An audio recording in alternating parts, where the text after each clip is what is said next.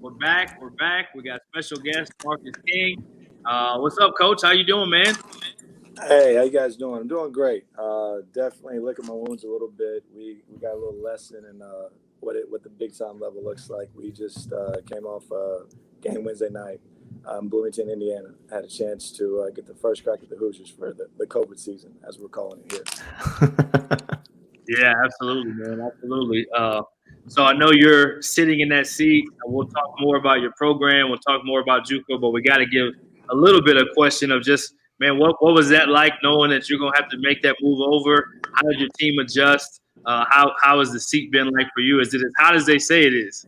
It's a little hot, especially when your first opportunity at the divisional level, you're going to Indiana, and you find out probably about in a kind of in a passive way. Oh, by the way, I'm not feeling well. You might have to take the team tomorrow. Okay, cool. And then it's like, oh, you figure it out.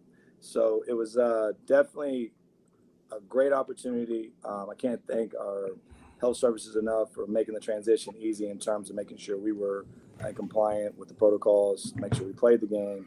And then our staff, I got an amazing group of guys I work with. They supported me uh, in everything I needed, great suggestions, and then ultimately trusted my decision making when it came in. As far as the players, they were great. They all came to me, Coach, we got your back. And so I thought that was a pleasant surprise that this group of young men believe in me enough that they trust my decision making and my judgment and my voice going forward. Yes, I know you guys have definitely talked and had a lot of dealings. I'll let Brandon take the next question and talk a little bit about your JUCO time. So, Coach, talk to us about your JUCO time. Well, Is it a little different than being lead chair at Division One there? it definitely is. During my JUCO days, I definitely dealt with. I was listening to you guys earlier. With a very unique population of JUCO, and you started talking about guys that were. I think I was last chance you before last chance you, but a lot of it's just identity. A lot of times, guys you get, they've taken on identities in the environment they've grown up in, and they don't understand what success looks like and don't understand how hard it is to maintain. And my big focus always was, I want to, when you come to school, I was at Lee College, you're a new person. We're no longer concerned with that guy, that reputation, stereotype, whatever it was that was said about you before you got here. And this is a new day, and you get to reinvent yourself. And a young man that Jamal Jones had been at Ole Miss before he came to us, and I remember I used to call him JJ. And I remember one time, coach called him, was talking to him, and he was like, "Nah, bro, my name is JJ." And it was like a reinvention of himself. And I learned in that moment, these guys get an opportunity to create their own identity. They can be very successful, but it goes back to a lot of trust. And Right. unfortunately, now I'm at the Division One level, and I'm having to explain to a lot of guys like, I hear everything you're saying, but that's not true, because I was one of those guys. I played junior Right. college and I coached junior college, and there is this stereotype and this negative connotation that goes with it. And then people meet you and talk to you, or they meet that young man and talk to him like, no, this is a really good guy. So that cloud is moving, though, as you guys discussed, away. And I'm very happy that I can contribute to that, because I'd like to believe I'm a good person. I think people around me that know me, I am. I can be stern and hard, but at the same time, junior college is where I learned a lot. And I learned a lot about my own identity. And my character was always tested. I think one thing in junior college, you're always having different challenges thrown at you. And there's not a lot of people around you to protect you from that decision making. And as a coach, you're forced to teach more about life than you are basketball. Right. And that's where the challenges become, because, man, I could get his jump shot better, or I can teach him to make life decisions better. And a lot of the growth you see is when they leave you. I watched Chris Olsen play last night at Arizona State. And I remember when that young man, we played against him on a JV team at high school. He goes to college last year. Now he is a guy who's getting minutes at a Yeah. Pac-12 school. You know, you think about that change. It's amazing. And then a lot of people like, me went to junior college. Like, yeah, that guy went to junior college. Not only that, he was at a JV on the team before. So there's a lot of talent. There's a lot of opportunity. And for all the coaches that are in junior college right now, the biggest piece of advice I give to you that I've learn all that you can, and don't be afraid to learn more, because I really went back to my junior college days going into Wednesday night. Like, control what you can control. All the things you used to tell those guys, here you are. Make sure you practice what you're preaching. Yeah, absolutely. It's And just I think the diversity of how you have to handle, 13, 15, however many kids you bring in, because junior college is a little weird in that too. Look at some rosters, you're like, how you got 22 guys on there? But handling those different backgrounds, those different stories, those different attitudes, and things like that. We talked about coaches last week that used to be junior college guys, and I think that's something, because you wear so many different hats, you deal with so many different kinds of kids. That's something that you learn, especially in junior college. I know when we first met each other, and I'd call you and I'd say, hey, what's the background on this kid? And I'd walk away like, that's a lot to unpack. And it's being able to just kind of work through all of that stuff. And I'm sure that has helped you a ton at the Division I level. No, it has. I used to tell people when I was at Lee, what do you do? I manage personalities. I think that was the biggest thing. And you have to they have to trust you. I don't know what level you're at with people, but those young men that are in junior college are really vulnerable, because a lot of time adults have failed them before they got there. Yeah. And they've told them falsehoods that they truly believed in and they were invested. Now they don't trust you. I don't think people are born bad. I think that's just it's a learned behavior. And if you can get a young person to trust you, as a coach, I feel you have some responsibility to model the behavior that you want. And I got to trust you before you're going to trust me and meet you where you're at, and then try to teach you. And you're not going to save everybody, but then everybody doesn't need saving either. And that's one thing I think at my time at Lee, I learned the most was that if I'm able to model behavior, provide opportunity, if you don't want to take advantage of opportunity, then let me put my energy in someone else. And now that I'm at a Division I level, I'm blessed to work with a great group. And then Coach Belfry's background, he sees the game a little differently too. And so his ideology about basketball and mine aligned well. And I was able to make a great transition to someone who, you're going to be who you are. We're going to give you a fresh start. And that's my same belief too. And we have a group of young men here. We have 2 junior college players on our roster right now, actually 3, that are doing well. And a couple of them, people are like, man, how's he doing? Like, he's doing great. Are you sure? Like, yeah, because there were some questions about their character, and they've gotten here and they've been great. So a lot of it, as you said, just that identity and that opportunity. Yeah, there's a difference between taking a risk on a guy or doing the work in the background to really know who they are, because there's a whole lot of not necessarily false narratives, but I think some very shallow evaluations of who a lot of these kids are in junior college. There's a lot of surface level where you say, oh, well, he's a bad kid because of X, Y, and Z. And I think, somebody that knows how to really dive into, who they are as a person beyond those surface level stories or, reps or whatever, that's where you can go find those guys that, maybe you wouldn't have normally looked at, and really not only have an impact on somebody, but them have an impact on you and your program in a super positive way. Like I was saying, it was that some of those kids that were incredibly successful these last few nights, knowing that coming out of junior college, going into junior college, the rap was really bad. And then coming out of junior college, the rap was, well, they'll never make it. Right. And not only are they making it, but like they're killing it. And if you talk to their coaches, like, yeah, they're not the people that everybody thought they were, or at least they have changed a lot, and matured a lot. And that's where you got to go find those guys.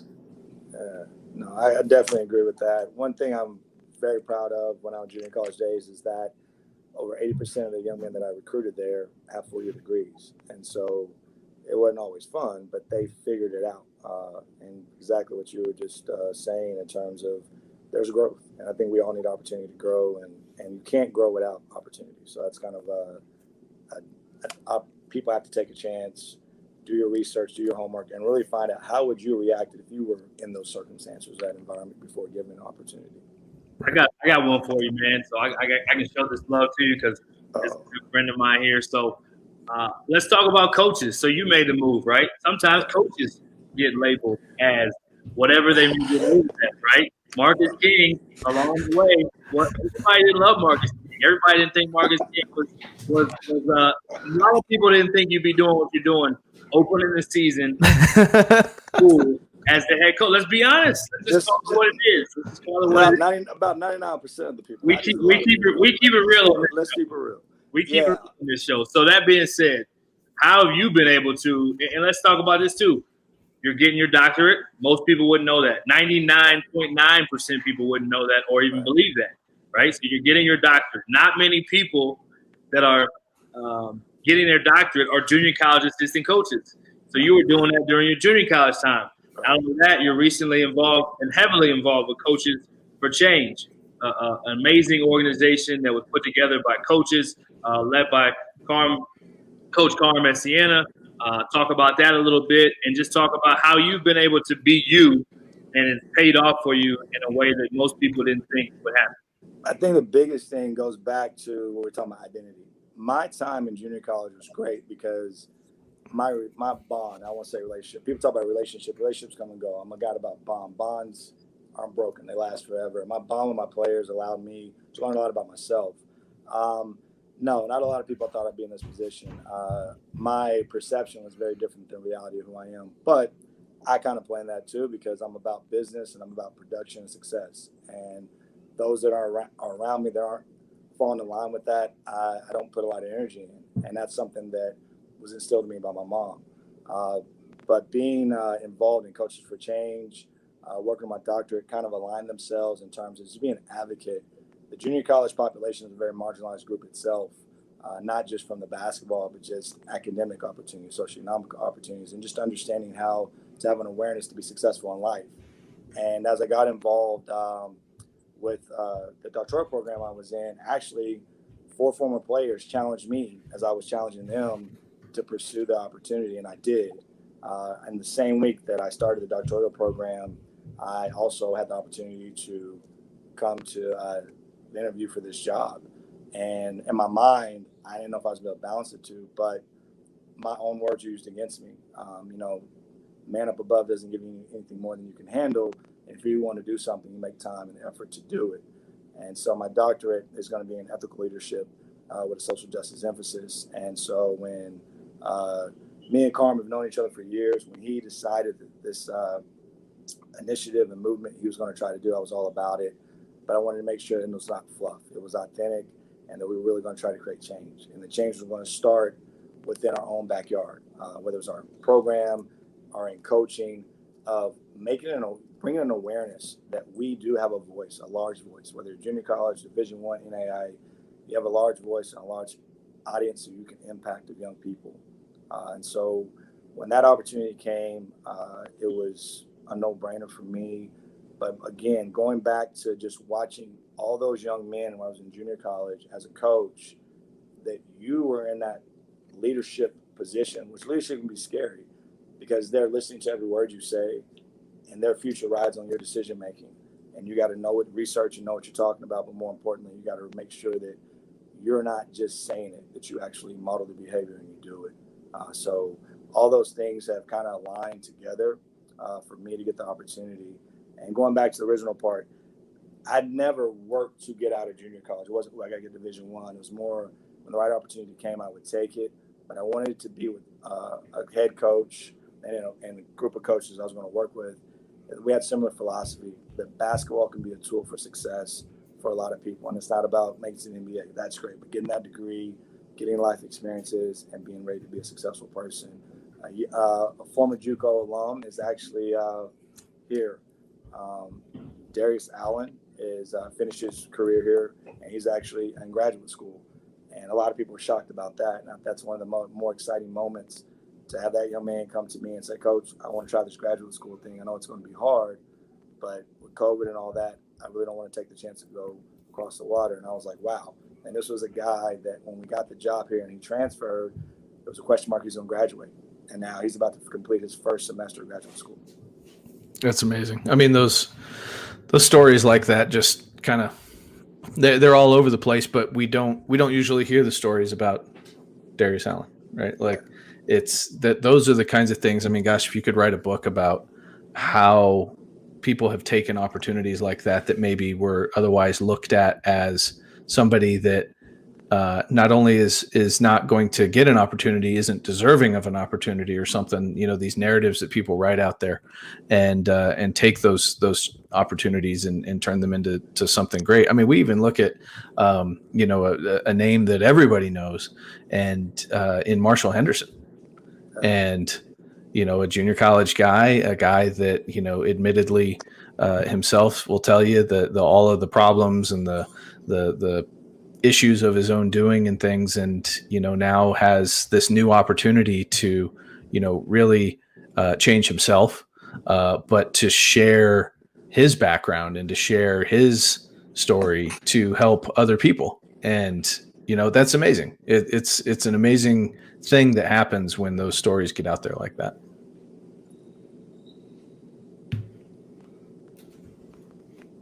Marcus, you still there? Can you hear us?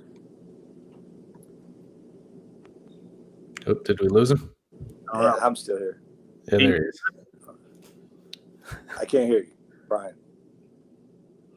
Maybe he can hear you, Brandon.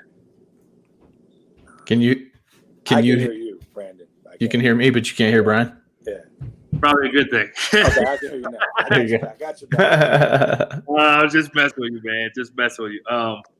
Yeah, so talk about what you guys have next at Tennessee Tech real quick, and your approach as you kind of figure out, is coach coming back? Is coach got to stay out longer? And then how do you kind of figure out how to mesh your own personality and be you, but still do coaches? That's kind of a tricky thing. So talk about that a little bit before we kind of just transition to talking a little more JUCO. Okay. We play Monday night, a couple of days actually. We're going to play UT Chat here, and right now it doesn't. Is that a bit of a rival, coach? I'm assuming, because yeah, it's kind of a renewed rivalry. They hadn't played in a few years, but definitely we actually have a player who won't get to play because he's out with COVID from Chattanooga. So, and of course, anytime you get to play in-state game, you want to win. Right. It helps with recruiting. It helps in bragging rights. And right. Us being a new staff, it helps us establish ourselves. Right. So Coach Pell, I don't know, based upon today, it doesn't look like he'll be back. One thing I give him credit for, he's allowed all of us on staff to be ourselves. And so he's big on leadership, not just with myself or the coaching staff, with the players. Like, be who you are, own who you are, and have ownership in every situation. So meshing my personality, I think that was more of last year. He's allowed all of us to identify ourselves and our roles of how we're doing things. So the biggest thing for me is just continuing to, we have what we call the code.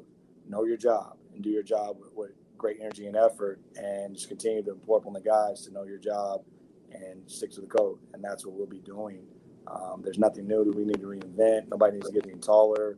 Nobody's got to get any faster. It's more about everybody's just got to buy in more to what we're doing. And going back to United Indiana, go back and look at it, and they're a great team.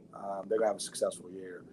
It's going to be a monster. Obviously, we know the Big Ten Conference is tough, but they've improved. Their freshmen are good too. But for 30 of that 40-minute game, and that's why it's a 40-minute game, it was good. We were there. We were very competitive. But at a 10-minute stretch, it was ugly.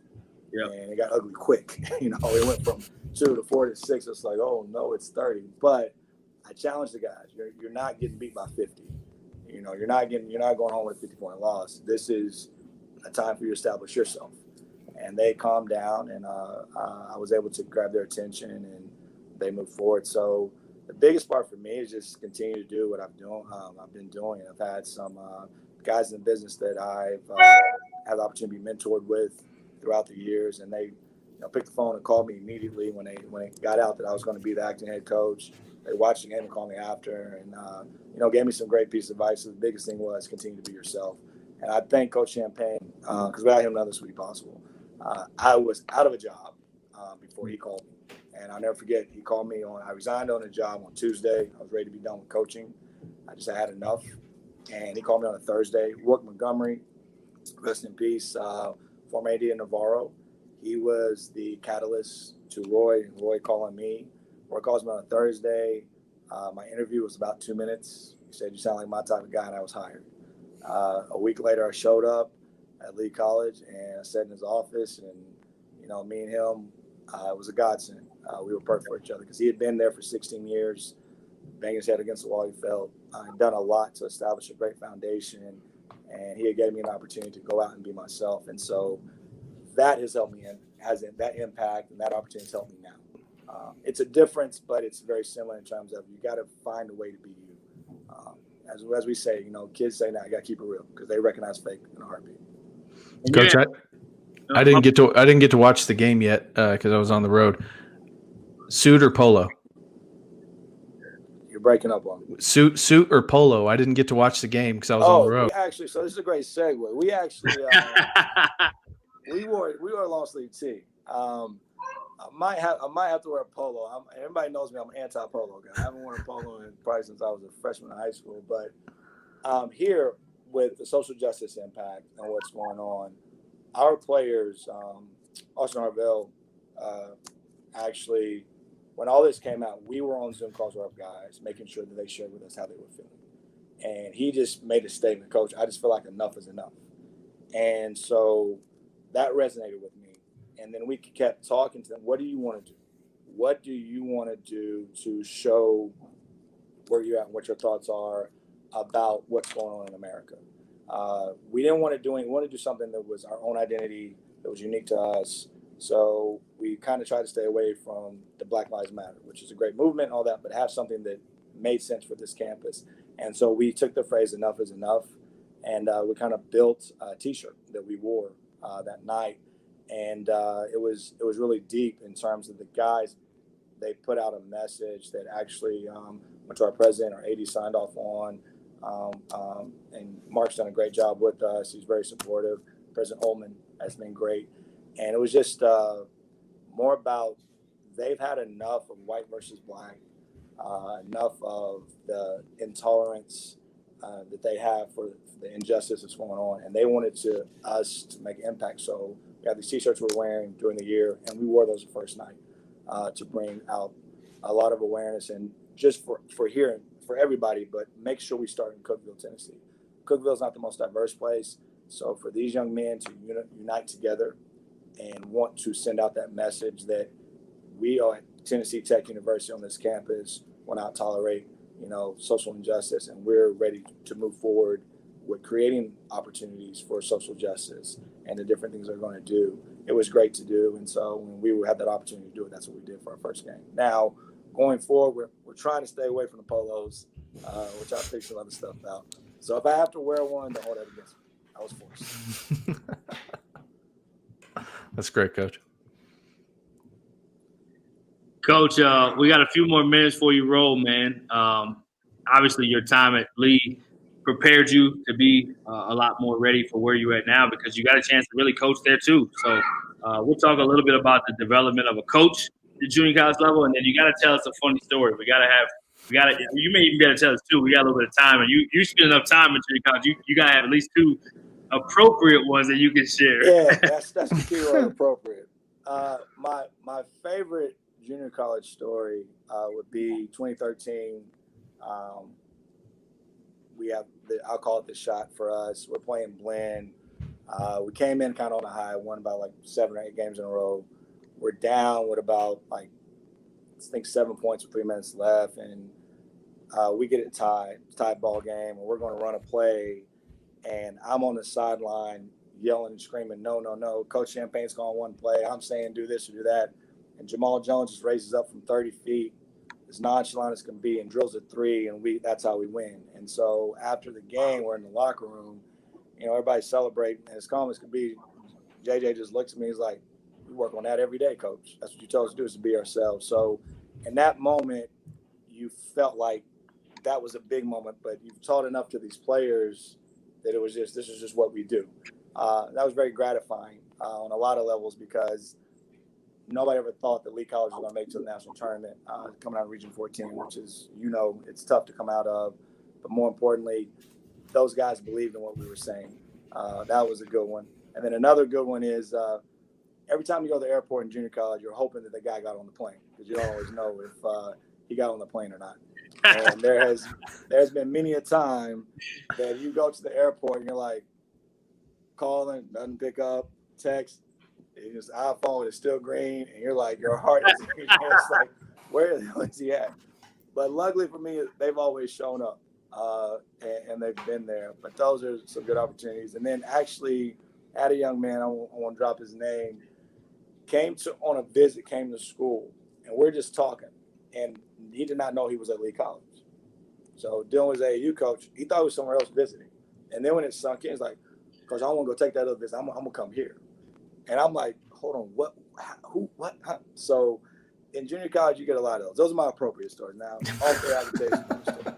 It's never good when you text the iPhone and it's green. Never Not good. at all. Not at all. Especially when you're looking for them. See, that's the thing about recruiting. See, in junior college, recruiting is really having a relationship. Like people, it's cliche in Division I, but you better have a relationship because they ain't picking up that phone because they don't understand. In junior college, they don't understand kind of how this thing works a little bit. You call, they answer, they text you back, and all that. If they don't want to fool with you, they answer the phone. It'll go. It may not go green. They'll just decline your call. They don't respond to a text message. Ty Outlaw, that was at UNC Greensboro, came to Lee, and then he went on to Virginia Tech. I talked to Ty the Friday after the Final Four. Great conversation for about 30, 40 minutes. I get off the phone. I never talked to Ty Outlaw until June 1st, when Ty Outlaw decides, hey, coach, can you come see me? My high school coach wants to meet you. Great. Get out there, do the whole deal. I don't hear from him. And then I get a text message, Coach, can you pick me up from the bus station? My bus gets in at 2 in the morning in Houston. Okay, you coming? Yeah, Coach, I'm coming. That was the recruitment of Ty Outlaw. Yeah, so it's not, again, he's like, I trusted you and all this. I didn't know that. So it's a very unique thing. And that's one of, I think one of the advantages of coming from junior college is that every day is a new day. And you know that it can always change. Roll with the punches. Yeah, you got to. One thing about junior college I can say too is like, and Ross Hodge, who I work for, and we talk about every now and then on the show, at Paris, it's like you just got to get them to the game. That's it. That's it. There's so much drama that was happening that year I was there. The most drama I've ever dealt with in combined seasons, right? But if you could just get them in the game, we happened to be really good that year. I think we were 6th in the country. So we were really good, but it was like if you knew the stuff that happened behind the scenes, get them to the game, and all things can kind of go well. I will say I have one victory that I can say that I have over Marcus in my lifetime. One of the best recruiters at the junior college level, hands down. My first year going into Paris Junior College, I'm like obsessed with this kid from Houston named Jonathan Simmons. Yep. Lee is right there by Houston, and I'm with the kid, and Coach King's number comes up. I'm like, man, I don't know how to dodge this guy. So, lo and behold, we end up signing him at Paris. It was one of those things where it was like, it was one of those things for me in my career, and I know that he doesn't even know this, but for me, it's like, man, I might be on to just a little something. If I could just continue some of this success, because I know that guy is really good at what he does. So if we were able to get this kid, then that says I might have a chance to be decent at this. Now, I didn't sign near as many illustrious players as my man King, but I did get to beat him on one. At least I can say that. You did beat me on that one, and I have to acknowledge that. And I was trying hard. I was trying real because him and Josh Mishaw were friends, and I was like, Mishaw, just call him, man. Come on. But no, heck of a player. I appreciate the love there. Now, I think biggest thing I learned in junior college was develop a bond with these young men and see beyond the surface. Get to know who they are. Because there's a lot more that they have to offer than you know. And they taught me a lot. I think I learned more from them than I ever gave to them. And I'll always be indebted to Coach Champagne for what he allowed me to have an opportunity to do. He did not hold his tongue, nor did he hold my hand. You know, he let me know what was expected of me. He gave me freedom to do my thing, but he never held my hand. He let me fall, never quite on my face, but, you know, he let me put myself out there. And never forget going in 2013 too, kind of turned to me, championship game, we're playing Navarro. And he looks at me, so I hope you got a game plan and got this thing figured out because I'm just going to sit here and cheer. And I'm like, yeah, I got you. But me and him still talk. He's doing great. This is last year. He's retiring in May. And he's going to go off and enjoy the rest of his life. But Roy Champagne, if you're listening, if you're not, I'll make sure he watches this. That's my brother. I appreciate him more than he knows. And he also is a very strong man because he took a chance on all those guys he didn't know those guys. I knew those guys that I would bring in. Right. He would just look at me like, "Are you sure?" I'm like, "Coach, he's fine." And he trusted me. So Region 14, Coach Burton, as you can appreciate, there's nothing like it on earth. I know everybody talks about these other regions and all that, but Region 14 is unique because there's a lot of Hall of Fame coaches in that that come through there. But more importantly, there's a lot of different talent that comes through there. Every team had their own identity, coaching style. I mean, going back to Lon Morris, Coach Dodson, what they did there. You never had a night off, and you had to play. You really had as a player, you had to play. As a coach, you had to coach. You couldn't just walk out there and think you're going to win. So, Region 14, thank you too for letting me cut my teeth and learn a lot. Yeah, man, awesome having you on. We got another Region 14 assistant coach now who's going to have a success story similar to yours in his own way. Cody Hopkins is coming on next. So my man, Cody. Cody's a good dude. We'll segue to Cody. But, man, thanks so much, man. Good luck the rest of the way. Look forward to seeing if you're wearing that polo. See if we can get a picture of that. No, we're not going to let those shots come out, man. Thank you, guys. And Coach Burton and Brandon, as always, you guys allow me to be more famous and infamous, and I appreciate that.